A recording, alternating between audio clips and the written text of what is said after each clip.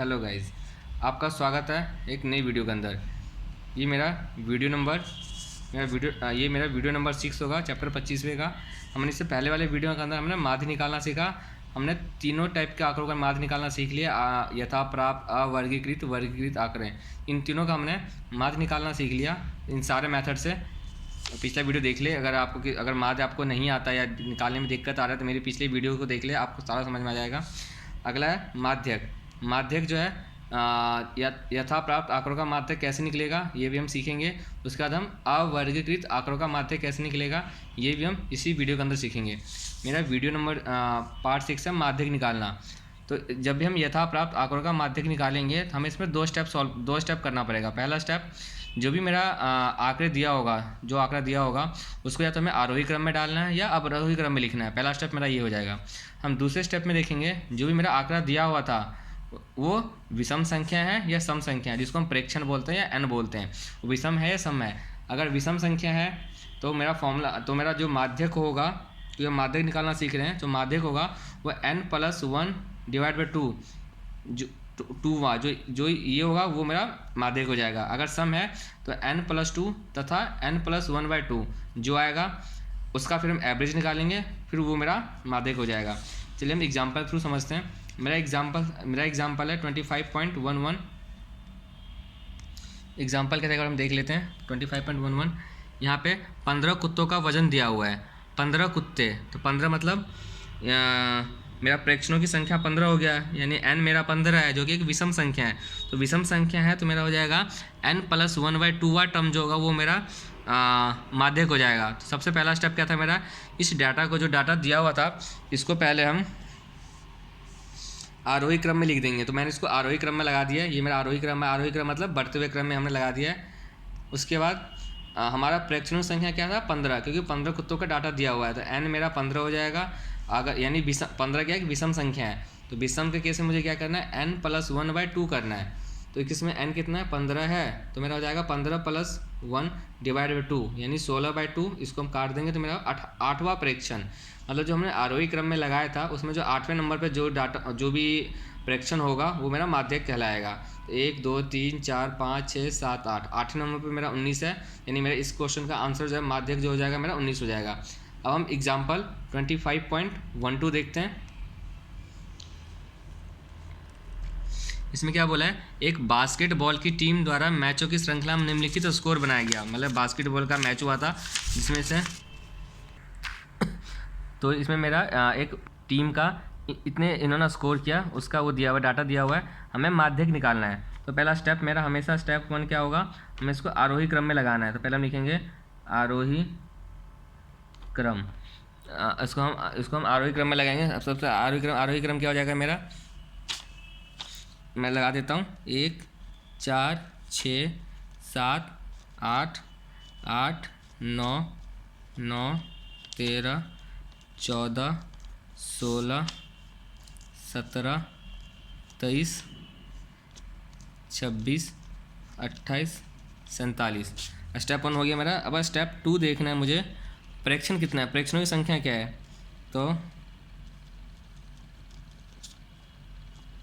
प्रेक्षणों की संख्या काउंट कर दी कितना है, 1 2 3 4 5 6 7 8 9 10 11 12 13 14 15 16। n मेरा कितना हो गया, 16। ये मेरा n हो गया, यानी मेरा सम संख्या है। सम संख्या मतलब इसके से मेरा जो मेरा माध्यक होगा वो क्या हो जाएगा, n/2 तथा n+1/2। n कितना मेरा, n था 16, तो 16/2 तथा 16/2 + 1, ये n/2 + 1 है। जो मैंने पीछे करवाया था आप वहाँ 1 कर लीजिएगा, मैंने अब गलत बता दिया था आपको। यहाँ पे जो आएगा ये नहीं होगा, ये होगा n/2 + 1। इसके अंदर ये सही था, विषम संख्या में n+1/2 आएगा, बट सम संख्या के अंदर आएगा पहला n/2, फिर दूसरा हो जाएगा n/2 + 1।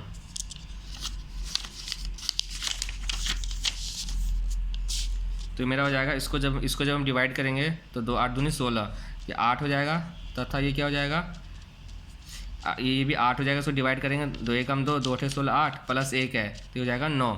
तो 8वां तथा 9वां, तो कौन सा 8वें नंबर पे कौन सा है? 1 2 3 4 5 6 7 8, एक तो मेरा ये है और ये 9वें नंबर पे है। तो मेरा माध्यक हो जाएगा, माध्यक हो जाएगा मेरा 8वां तथा 9वां, इनका हम एवरेज निकालते हैं। 8वें नंबर मेरा 9 है और 9वें नंबर पे मेरा 13 है, तो इसको हम ऐड कर देंगे 9 + 13, इसको हम फिर 2 से डिवाइड कर देंगे। तो ये मेरा कितना आ जाएगा? 13 7 20 2 22, 22 को डिवाइड कर देंगे 2 से, तो मेरा आ जाएगा आंसर 11। इसका मेरा माध्यक हो गया 11। तो हमने अभी माध्यक जो था यथा प्राप्त आंकड़ों का मैंने माध्यक निकालना आपको बता दिया है। अगर सम संख्या होगा तो कैसे निकलेगा, प्रेक्षणों की संख्या अगर सम होगा तो कैसे निकलेगा, अगर प्रेक्षणों की संख्या विषम होगा तो उस केस में कैसे निकलेगा। अब हम माध्यक अवर्गीकृत आंकड़ों का निकालना सीखेंगे कि अवर्गीकृत आंकड़ों का माध्यक कैसे निकलता है। जब हमें अवर्गीकृत आंकड़ों का माध्यक निकालने के लिए बोलेगा तो उस केस में उस केस में हमें 2 डाटा दिया होगा, एक तो मतलब मेरा वर्ग दिया होगा और दूसरा मेरा बारंबारता दे रखा होगा। इसमें भी हम सेम पहले देखेंगे सम संख्या है और यह विषम संख्या है। इस यहाँ पे मेरा n क्या हो जाएगा, इस केस में मेरा n हो जाएगा जो मेरा फ्रीक्वेंसी दे रखा हो, जो बारंबारता दे रखा है, उन सबको जोड़ेंगे, देखेंगे n है या सम है या विषम संख्या है, तो उसके अकॉर्डिंग हम कर लेंगे। अगर विषम संख्या है तो n + 1/2 हो जाएगा, अगर सम संख्या है तो मेरा n/2 तथा n/2 + 1 हो जाएगा। उसके बाद हम बारंबारता संचयी सारणी बनाएंगे, जो मैं संचयी बारंबारता सारणी बनाएंगे, जो मैंने आपको चैप्टर नंबर 24 में सिखाया था। चलिए देखते हैं कैसे था, एक बार हमारा फिर से रिवाइज हो जाएगा संचयी बारंबारता सारणी क्या होता है। पहले हम एक बार एग्जांपल देख लेते हैं। एग्जांपल नंबर हम करेंगे, जो मेरा उदाहरण होगा वो होगा 25.13। एक बार एग्जांपल को गो थ्रू कर लेते हैं।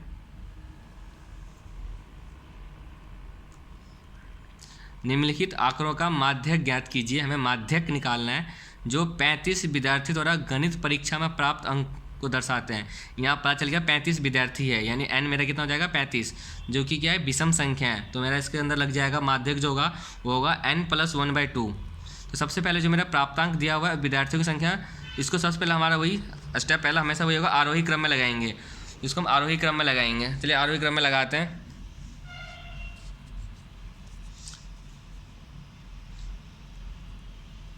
स्टेप 1,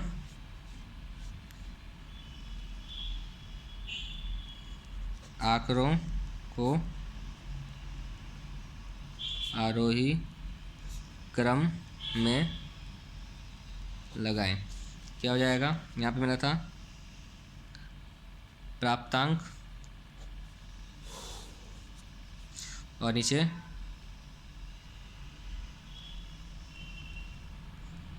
विद्यार्थियों की संख्या, जिसको हम बारंबारता भी बोलते हैं। प्राप्तांक को हम, जो मेरा प्राप्तांक था उसको हम आरोही क्रम में लगा रहे हैं। सबसे पहला जाएगा 3 5 6 7 10 11 12 13 14 15। अब इनकी हम विद्यार्थियों की संख्या लिखेंगे। जो 3 अंक मिले हैं वो 4 बच्चों को मिले हैं, जो मेरे 5 अंक है वो 6 को मिले हैं, 6 ऐसे 5 को मिले हैं, 3 को मिले हैं, 10 अंक 1 बच्चे को मिले हैं, 11 अंक 7 बच्चे को मिले हैं, 12 अंक जो है वो 3 बच्चों को मिले हैं, 13 अंक जो है वो 2 बच्चों को मिले हैं, 14 अंक जो है वो 3 बच्चों को मिले हैं, 15 अंक जो है वो 1 बच्चों को मिले हैं। अब हम यहाँ पे स्टेप तो n कितना है, यानी प्रेक्षणों की संख्या क्या है। प्रेक्षणों की संख्या था मेरा n क्या था 35, जो कि क्या विषम संख्या है। तो विषम संख्या इसलिए मेरा क्या हो जाएगा, इसके समय जो माध्यक हो जाएगा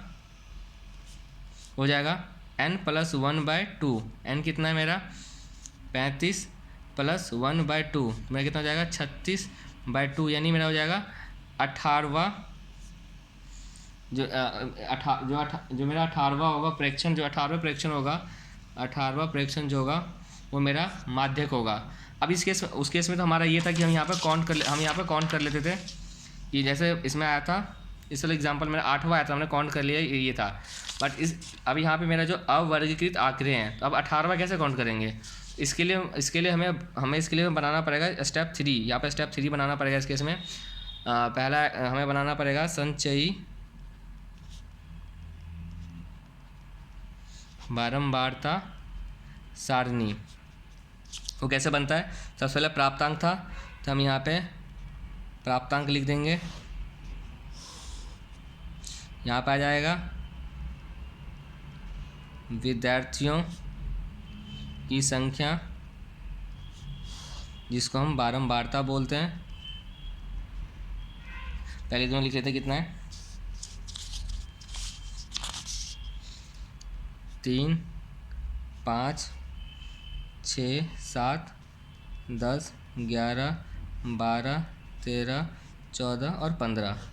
विद्यार्थियों की संख्या क्या है? 4, 6, 5, 3, 1, 7, 3, 2, 3, 1। अब हमें बनाना संचयी बारंबारता बनाना है, तो हम यहाँ पे लिख देंगे संचयी बारंबारता। ये कैसे होता था? जो पहला वाला था हम उसको वैसे लिख देते थे, उसके बाद इस वाले में जो मैंने लिखा उसको हम नीचे वाले को ऐड करेंगे। तो 4 + 6 कितना हो जाएगा? 10। 10 आ गया, 10 में फिर इसको ऐड करेंगे, मतलब इसके अंदर हमें इसको ऐड करना है। जो मेरा ये आएगा इसके अंदर हम इसको ऐड करेंगे, कितना हो जाएगा? 15। फिर इसमें हम इस 3 को ऐड कर देंगे, ये कितना हो जाएगा मेरा? 18। ऐसे फिर 1 को ऐड करेंगे 18 में, तो हो जाएगा 19। फिर हम 7 को ऐड करेंगे तो कितना हो जाएगा? 19, 1 6 20, 26। 26 में फिर 3 ऐड करेंगे तो 29। 29 में फिर 2 ऐड करेंगे तो 31। 31 में फिर 3 ऐड करेंगे तो 34। 34 में फिर 1 ऐड करेंगे तो 35। जो मेरा इनका योग, इसका जो मेरा योग होता था वो 35 वो इसके बराबर हो जाता था।